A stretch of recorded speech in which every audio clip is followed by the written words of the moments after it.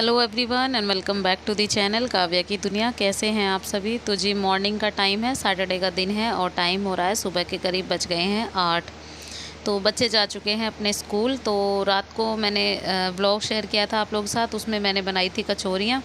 तो कचौरियों की जो फीलिंग थी ना वो बच गई थी, मतलब आलू की पिट्ठी जो मेरी बची हुई थी उसको मैंने सुबह बनाए थे उनके लिए पराठे। तो एक एक दो दो पराठे उनके सबके बन गए हैं। तो वो चले गए थे लेकर अपने। इवन घिया की सब्ज़ी भी मैं बनाने वाली थी सुबह, लेकिन सब ने ही मना कर दिया।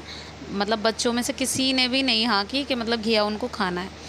तो बस मेरे को आइडिया फिर यही आया कि जो फिलिंग बची हुई है उसके पराठे मैं उनके लिए बना देती हूँ। तो खुश होकर लेकर चले गए कि आलू के पराठे, और मेरा काम भी जो है ना आसान हो गया। तो बस यहाँ पे अब मैं लगी हूँ इनके टिफ़िन की तैयारी करने। तो ये लेकर जाएंगे खाना, तो इसी वजह से मैंने यहाँ पे फटाफट से घिया कट किया।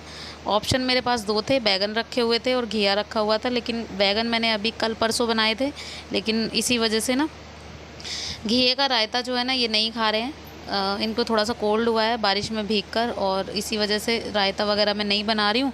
तो मैंने सोचा कि फटाफट से जो घिया की सब्ज़ी ही मेरे पास एक ऑप्शन है वही बना लेती हूँ। तो बस यहाँ पे मैंने अच्छे से मसाला रेडी किया। तो जो लहसुन प्याज का पेस्ट था वो मैंने रेडी कर लिया है, उसको तड़का मारा जीरे का, उसके बाद मसाला ऐड किया है। उसके बाद जाएंगे इसमें सूखे मसाले एज यूजुअल, नमक मिर्च हल्दी और सूखा धनिया। तो सारी चीज़ें ऐड करूँगी, फिर उसके बाद मसाला अच्छे से भूनूंगी। उसके बाद इसमें घिया डाल के इसको पका दूँगी। तो घिया में जो ना अच्छे से कम आप 8-10 सीटी लगाओ, तब जाके ये अच्छे से गलता है। मतलब थोड़ा सा कंसिस्टेंसी इसकी तब अच्छी होती है अगर आप अच्छे से इसको घिया में सीटियाँ लगाओ। खुला घिया तो बनने में ले जाएगा बहुत ज़्यादा टाइम, इवन आपकी गैस भी इतनी खर्च होगी। तो इसलिए मैं हमेशा से कुकर में ही सब्ज़ी बनाती हूँ। तो ऐसी सब्जियां अरबी घिया वगैरह जो भी हुई ना, ये सब मैं कुकर में इसलिए बनाती हूँ, टाइम सेविंग है और गैस भी ज़्यादा ना नहीं लगती है। तो बस यहाँ पे मसाला अच्छे से भुन गया, उसके बाद मैं इसमें डाल रही हूँ घिया। तो जी घिया में भी अच्छे से इसको मसाले में थोड़ी देर तक कसाएंगे, फिर उसके बाद थोड़ा सा पानी छोड़कर इसमें कर देंगे कुकर बंद। तो जब तक घिया बनेगा तब तक मेरे बाकी के काम भी निपट जाएंगे। अच्छा बात तो जी पानी मैंने इसमें ज़रा सा ही डालना है, क्योंकि घिया में ऑलरेडी इतना पानी निकलता है बहुत ज़्यादा, तो इसी वजह से मैंने बहुत कम पानी डाला है। तो जी चलिए इसका वेट कर लेते हैं, जब तक ये बनती है तब तक अपने बाकी के काम भी निपटा ही लेते हैं। अच्छा मैंने साथ के साथ ही लगा दी थी मशीन। तो ये हमारे लिए एक बेस्ट तरीका होता है, मतलब सुबह जल्दी काम निपटाने का ना। तो जैसे ही मैंने उठी थी ना तब तक मैंने बच्चों के पराठे बनाए थे, उसी बीच मोटर चली हुई थी तो मैंने पानी भर दिया था मशीन में, और एक राउंड जो है ना इसका घुमा भी दिया। जो बच्चों के कपड़े थे, सारे बच्चों के कपड़े जो है ना हो चुके हैं साफ़, बिल्कुल धुल चुके हैं वो। तो दूसरा राउंड था ये। अब दूसरा राउंड भी बहुत बार बोल गया था। तो मैंने मशीन जो है ना यहीं पे रखी हुई है। इसका मुझे एक बहुत बड़ा फ़ायदा होता है कि जैसे ही मेरे किचन के काम चलते रहते हैं, इधर मेरे कपड़े भी साथ के साथ धुल जाते हैं। तो मुझे अलग से स्पेशली मशीन नहीं लगानी पड़ती है कभी भी, तो मेरे हैंड टू हैंड ही काम निपट जाते हैं। तो आप स्पेस की वजह से कह लो या कैसे भी कह लो कि मतलब घर में जगह कम है उस वजह से, या कैसे भी, हमारा एक एक फ्लोर हमारे पास है ना, तो इसी वजह से हम लोग अपने तरीके से काम करते हैं। तो बस प्रेशर का पानी आया हुआ था, तो इसी वजह से मैंने मशीन में ही कपड़े खंगालने के लिए छोड़ दिए हैं। तो जी सब्जी बन गई थी, आटा मैंने लगा दिया था। उसके बाद मैं आ गई थी छत पे कपड़े लेके। तो ये आ रहे थे जल चढ़ाने ऊपर, तो बस इन्होंने बोला कि कपड़े रख देता हूँ ऊपर, पहले सुखा दो फिर उसके बाद कर लेना बाकी के काम। तो ये अच्छा लगता है, कभी कभार हमारी कोई चिंता करता है या फिर फ़िक्र होती है ना, तो अच्छा लगता है। मतलब थोड़ी सी भी अगर हेल्प मिल जाती है, हम घर का पूरा काम करते हैं। और अगर कहते हैं ना डूबते को तिनके का सहारा बहुत होता है, तो बस इतना ही काफ़ी है कि अगर कोई इतनी ही चिंता करता है कि गर्मी बहुत है, सुबह से लगी पड़ी हुई, कपड़े मैं रखाता हूँ और सुखा देना उनको, तो अच्छा लगता है कभी कभार ना, बहुत अच्छा लगता है। तो अभी फ़िलहाल के लिए मैं कहीं नहीं जा रही हूँ ना जॉब के लिए, तो इसी वजह से अभी तो मेरे को ठीक लगता है। लेकिन जब जाते हैं ना कहीं जॉब, जब मैं स्कूल जा रही होती हूँ ना, उस बीच क्या होता है, उस बीच ये लगता है कि हाँ थोड़ी सी हेल्प हो जाए, कि घर में जो सारे मेम्बर हैं ना सब थोड़ा थोड़ा सा काम भी करें ना, तो जल्दी हो जाएगा और हम पे इतना प्रेशर नहीं रहेगा। तो हो जाती है, वैसे हेल्प बहुत हो जाती है। इवन उर्वी के पापा और उर्वी तो काफ़ी हेल्प कर देते हैं। काव्या और धैर्य तो छोटे हैं ही, लेकिन उर्वी भी मेरी बहुत हेल्प करती है। बहुत ज़्यादा मैच्योरिटी है उसमें, उसकी एज के अकॉर्डिंग ना बहुत ज़्यादा मैच्योरिटी है। और मैं कुछ कुछ उसे सिखाती भी रहती हूँ कि ये चीज़ें ऐसे होंगी। तो कई बार समझती है मुझे कि हाँ हमारी मम्मा भी बहुत ज़्यादा बिजी हैं। तो जैसे बच्चे को समझ आता है ना, छोटी छोटी चीज़ें हम लोग सिखाएंगे तभी बच्चे सीखेंगे। तो अच्छा लगता है। कई बार ये वाली चीज़ें ना होती हैं हमारे साथ, तो बहुत अच्छा लगता है। तो बस जी बस यहाँ पे कपड़े सुखा दिए हैं और ज़्यादा गर्मी है, मौसम कभी ऐसा हो रहा है, कभी घटा हो रही है, कभी साफ़ हो रहा है।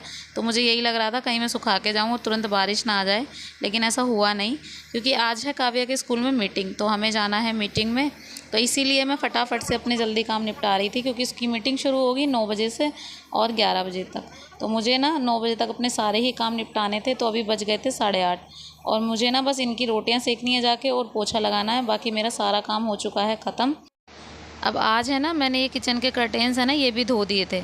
एक्चुअली में गंदे हो रखे थे, तो कई बार ऐसा होता है हफ्ते 2 हफ्ते में ना मैं इनको धोती रहती हूँ, क्योंकि बच्चे कई बार होता है कि हाथ से इसी पे हाथ साफ़ करने या कुछ भी है ना, तो होते रहते। तो लाइट कलर के हैं ये कर्टेन्स, जो है ना गंदे हो जाते हैं जल्दी। और जो दूसरे वाले थे ना, वो मशीन में ना उनकी झालर वगैरह फट गई थी, तो मुझे अभी बनाने हैं। फ़िलहाल मेरे पास कोई कपड़ा ऐसा है नहीं, तो मुझे स्पेशली उनके लिए कपड़ा लाना है, तब मैं बनाऊँगी। तो यहाँ पे ये कर्टेन्स मैंने धोए थे, तो अभी ना इनको साथ के साथ ही मैंने मशीन में ड्रायर कर दिया है, लेकिन फिर भी मैं इनको यहीं पे लगा दे रही हूँ, क्योंकि ऊपर सुखाने से अच्छा है ना, ये यहाँ पे पेच वेच कस जाएंगे अच्छे से, तो ये यहीं पर सूख जाएंगे। अब मैं इनको अलग से छत पे डाल के आऊँगी, फिर मैं बाद में ना, मुझसे अकेले से नहीं लगेंगे ये, क्योंकि ये पेच वगैरह ना, इनके स्प्रिंग वगैरह यही लगाते हैं। और वैसे भी ना गर्मी इतनी है ना कि ड्रायर से निकलते ही कपड़े जो है ना बहुत जल्दी सूख जाते हैं। और देखो बिल्कुल सूखे सूखे हो गए थे, अब ये जो है ना बिल्कुल अच्छे से लग गए हैं। तो जी बस आ गई हूँ मैं नहाकर, मेरा सारा काम हुआ ख़त्म। ये चले गए हैं अपनी ड्यूटी पर और मैं यहाँ पर रेडी हो गई हूँ। तो बस मुझे जाना है काव्या की मीटिंग में। तो आज जो है ना, वैसे तो एग्ज़ाम के बाद मीटिंग होती है, लेकिन स्कूल में ना आज मीटिंग रखी गई है और कल मैसेज आया था उसी के लिए ना, तो बस देखा जाएगा वहाँ पर क्या होगा मीटिंग में।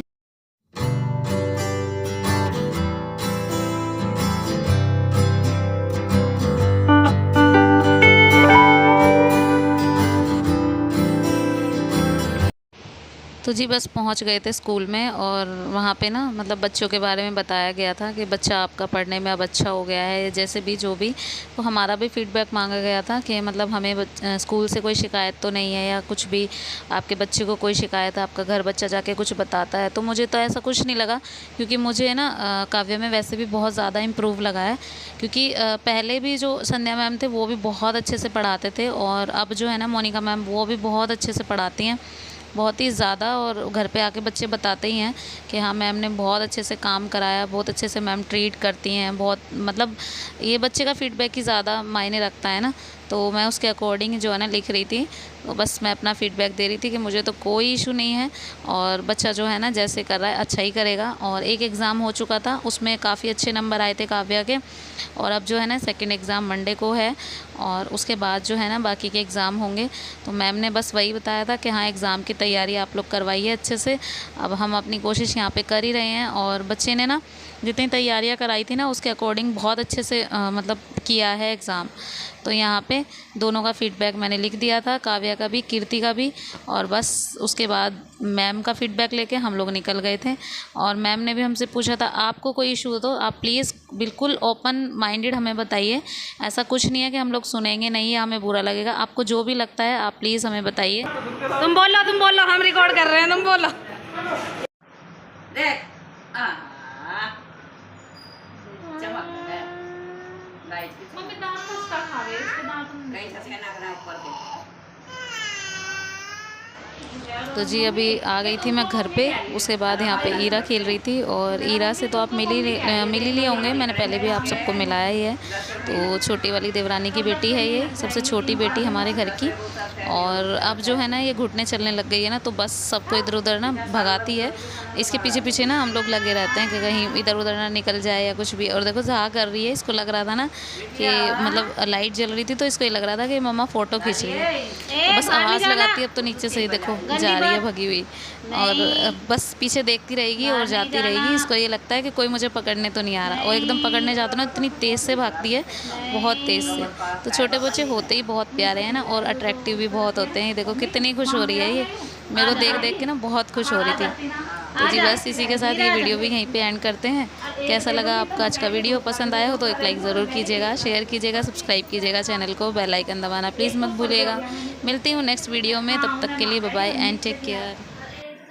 तीनों मांग ली, एक दे दोगे फिर भी उन्हें देखती रहेगी कि और नहीं। कहाँ जा रही बेटी? ए लाडो। हाँ इधर आ, इधर आ, इधर आ, दांत ना दिखावे, इधर आ।